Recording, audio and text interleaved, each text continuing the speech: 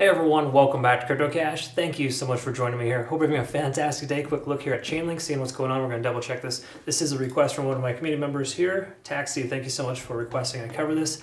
And really quick little back-end data here we're going to take a look at just to kind of fill in the gaps, see if there's any liquidation above or below the price. If you're new to the channel though, please comment below, like, subscribe, follow. Love to hear from you and obviously help you out here. Of course, if you're finding benefit, let me know. And if you want to find more benefit, cryptocash.tech is a site link down below. I've got a trading academy, community, and signals group. So really quick here, what we want to talk about is this lower liquidation level 1730 that got swept here recently. That was earlier today. And then we also got some late longs at about 1680, some previous longs roughly 1630. The reason why this is relevant is because those could be areas that are going to be swept here in the immediate future because we're close to that price action. Keep in mind, we could equally say the same thing, if not more. Likelihood of the price action hitting 1850 upwards of 1950. There's much more liquidation up there. Again, a lot of people are short heavy at that point. So it's important to kind of get that foundation and understand that because that's really something that plays in to the momentum of whatever direction the price wants to go. There is less liquidation at the bottom, so hypothetically the price should go up. Again, that's not exactly how it works. It'd be nice if it did, but that's generally the concept of how it applies. Okay, so again, the reason why that's relevant here is because we look at the charts and we can kind of see a few things. First of all, we look at the moving averages. We're below 3 out of 4 of them. It's not good. A lot of strong coins are above everything minus the 20. In this case, we're seeing the pretty much inverse apply here for Chainlink. So not really a good sign. And we also want to recognize too kind of the fact that we have potential for ABC pattern. So if we are fulfilling our ABC pattern here at this point, which seems kind of likely, we should be able to see further downside to the $14/$10 mark. Okay. Now again, those are not exact levels, but anything under 1624 and this would essentially complete itself, right? So just know that's roughly where we're trending here towards.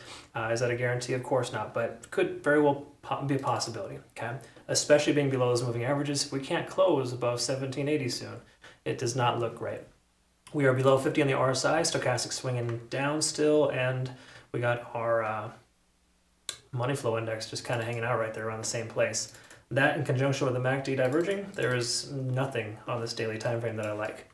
So yeah, absolutely bearish on the larger time frames. So not really a good look here for Chainlink, and we need to see increased volume to the upside. Otherwise, we cannot be able to sustain this level. We could very well see the price continue to break down. If we're taking a look here at the 4 hour, we're not really in a sweet spot here either. Money flow index is increasing. It's higher than the RSI, which is generally a good sign, but it's kind of reaching, right? Anything under 50 on the RSI on the 4 hours is not good. Stochastic swinging up, and look how hard it's moving. So not really all that much momentum if you ask me. We can also see MACD trying to converge, but we could easily see an MACD FU to the downside.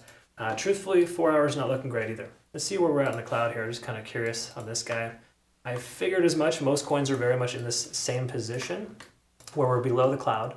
Conversion line and the baseline are essentially intersecting there. And then, of course, we have the lagging span free and clear, but soon intersect as well. So what this basically tells us is that no trade is a good trade right now. Technically, if you have a short position open, you can leave it open and possibly continue to take profit to the downside.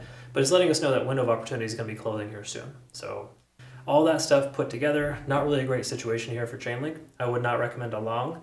And if you're going to consider a short, just keep it tight. Make sure you watch it and adjust your stop loss down as the price moves into profit so you can ensure that you are securing profits before the price reverses itself.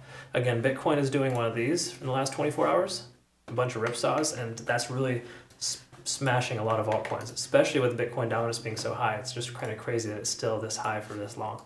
But if it starts to taper off, we might see some alts recover this weekend. I'm expecting some green this weekend, but I'm just kind of an optimist, but it's probably not going to happen.